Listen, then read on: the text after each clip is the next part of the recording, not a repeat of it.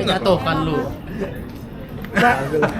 Baim mungkin bisa diceritain ceritanya itu idenya dapat dari, maksudnya tentang, kan ini tentang obsesi perempuan untuk cantik gitu, itu maksudnya. Nanya lagi Preska. Belum ingat.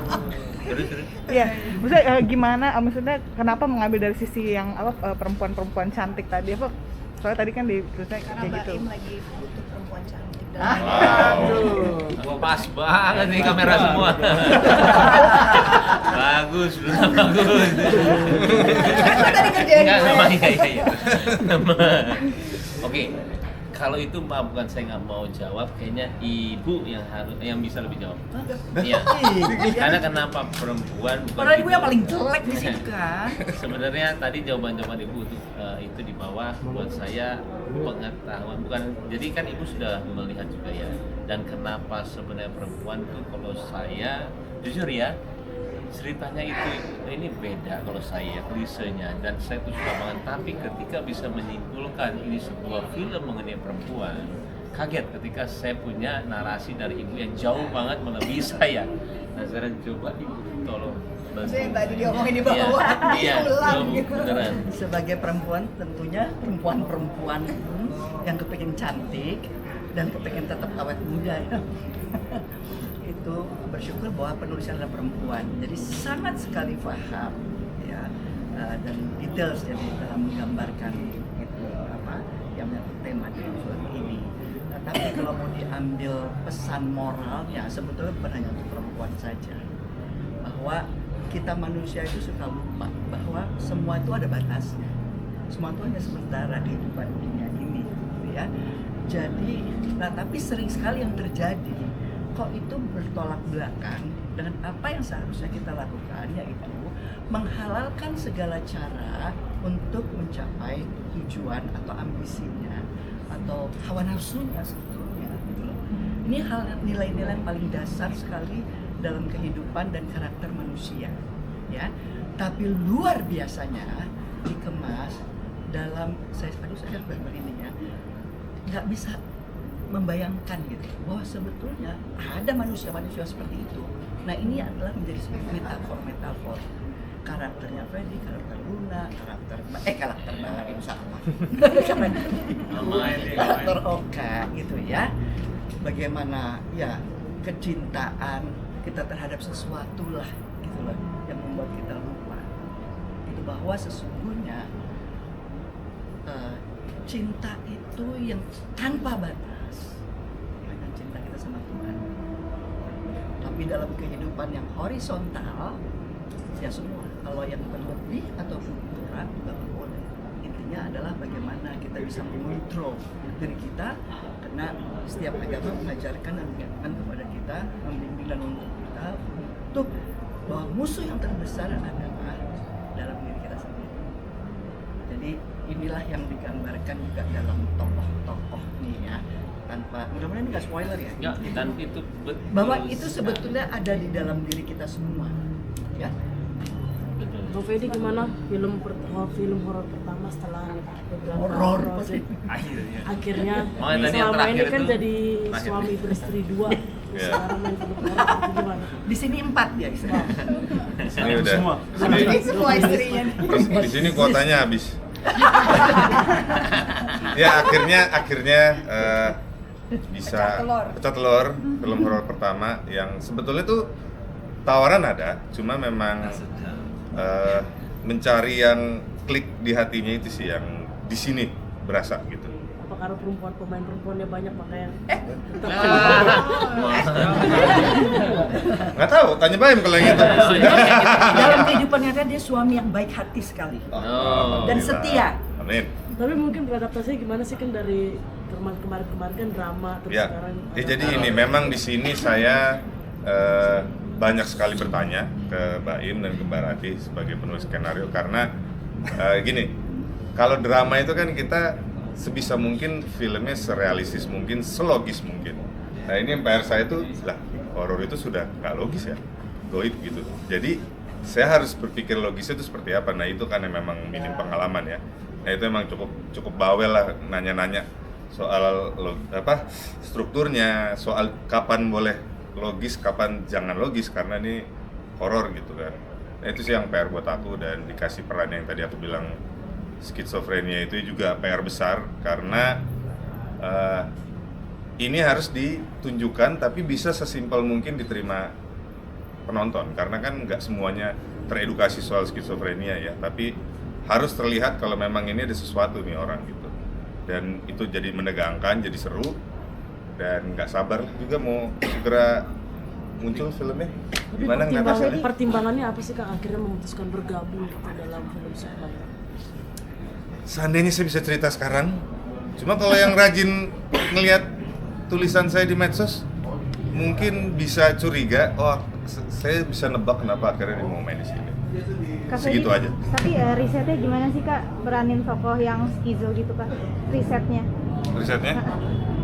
Saya selain bertanya ke yang punya kerabat yang mengidap skizofrenia atau kenalan, saya juga konseling ke psikiater sekarang. Karena memang kalau udah skizo kan Udah sakit jiwa. udah psikiater, bukan psikolog lagi. Jadi itu bertanya tentang ya apa itu skizo, apa itu yang terjadi dalam tubuhnya saat skizonya itu muncul, apa yang nge-trigger, segala macam saya tanya semua di situ. Sempat ketemu sama pengidap skizo juga nggak? Belum, karena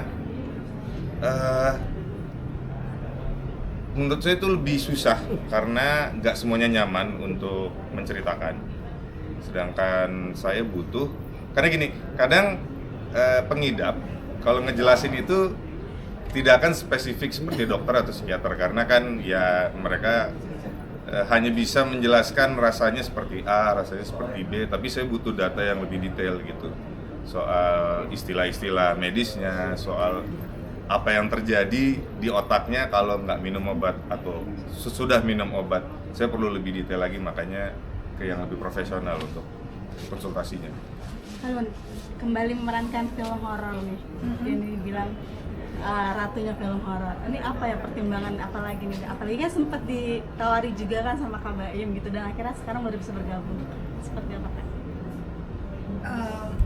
Ya sebenarnya gini, tadi kan Baim sempat bilang gitu bahwa banyak sebenarnya aktor tuh yang pengen memainkan karakter yang berbeda-beda, tapi kadang-kadang satu PH tuh atau satu produser selalu stereotyping, oh kayaknya dia hanya cocok untuk karakter ini dan ini dan ini.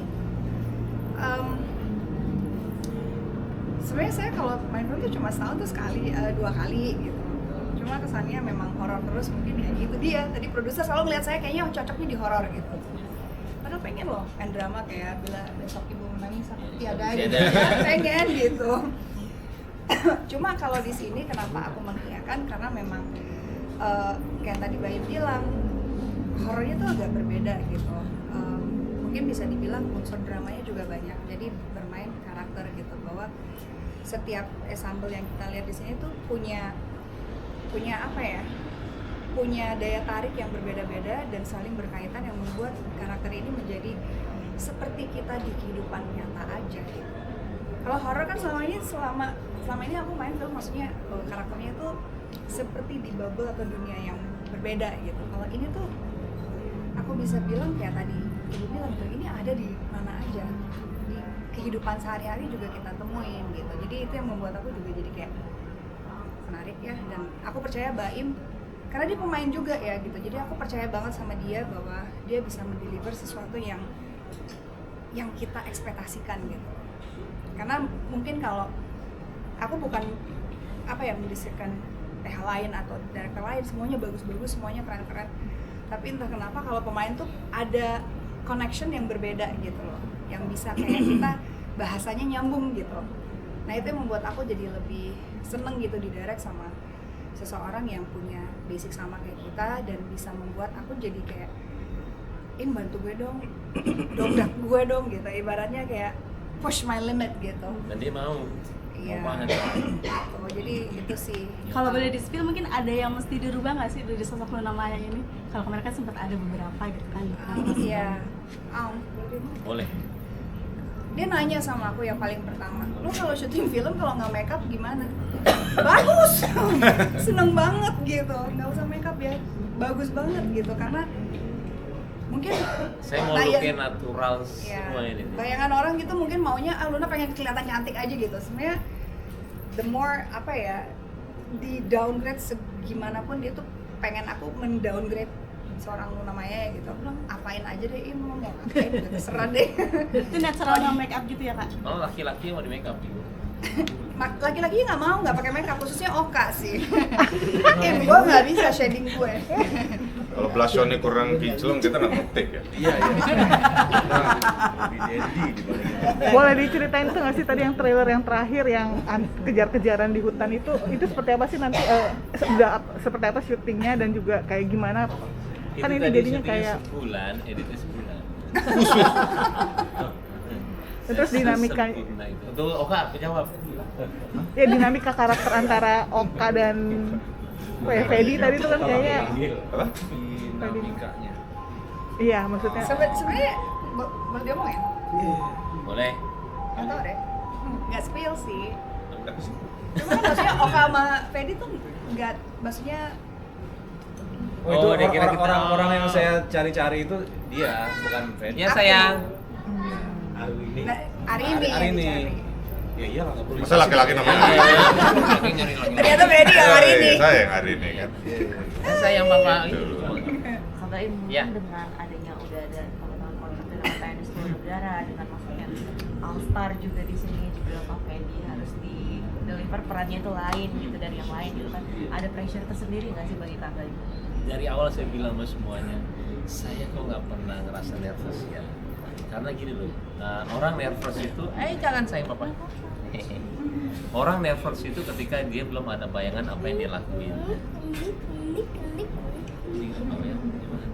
Iya, orang nervous ketika dia tidak tahu apa yang dia mau gambarkan dan dia lakuin. Sedangkan, maaf nih ya, saya pas buat skenario ini, saya sudah tahu balik lagi seperti Lembayung, jadinya film ini seperti apa. Akhirnya saya bumbunya apa ya? Bumbunya ini adalah pemain dan kru supaya menjadikan makanan ini menjadi lezat sekali, dinikmati banyak orang. Siapa ya orang-orangnya ya? Ada yang ada, ada ini. Orang-orangnya ternyata orang-orang yang di atas ekspektasi saya. Dan ketika saya syuting, merinding lagi. Kenapa? Aduh, dia ngasihnya, aduh saya tuh sekarang masih merinding. Dia nggak, kalau director tuh apa ya? Saya sebelum menjadi director tuh kalau misalkan nggak nyampe pemainnya, kita tuh karena pemain ya. Tapi kalau ini di atas ekspektasi saya semua. Jadi kayak apa ya? Nggak bisa sebutin rasanya, tapi ketika saya ngedit dan lihat hasilnya, nah itulah yang dibilang ketika nervous atau enggak, malah saya seperti playgroundnya saya di situ, ada sini, yuk kita ini menyenangkan buat saya di sini, ini project buat saya, malah saya menunggu banget untuk syuting dan selesai. Inilah berkahnya orang yang sabar, Mbak. Udah ya teman-teman, jangan lupa tunggu Sukma 2025. Promo. Oke. Jangan bareng-bareng ya. Ya. Luna Luna dong. Luna. Pokoknya buat teman-teman jangan lupa saksikan Sukma, insya Allah di tahun ini, di kapan Ayu? 2025, insya Allah mudah-mudahan. Pertengahan akhir. Saya juga belum bilang ini CGI-nya sangat sulit sekali. Jadi cermin ini saya bilang ya, ini adalah film mengenai cermin, kalau boleh spill ya. Dan itu CGI-nya sangat sulit sekali. Itu adalah musuh CGI. Musuhnya dia bilang. Tapi saya memberanikan diri di sini untuk mengambil film ini yang katanya semua orang tidak berani banget. Balik lagi, kalau kita tidak melakukan sesuatu hal beda, ngapain lagi? Kita cuma mau melakukan sesuatu hal yang lebih bagus. Gitu. Amin. Amin. Sukses. Amin. Oke deh. Nonton. Amin tuh. Amin. Terima kasih semuanya.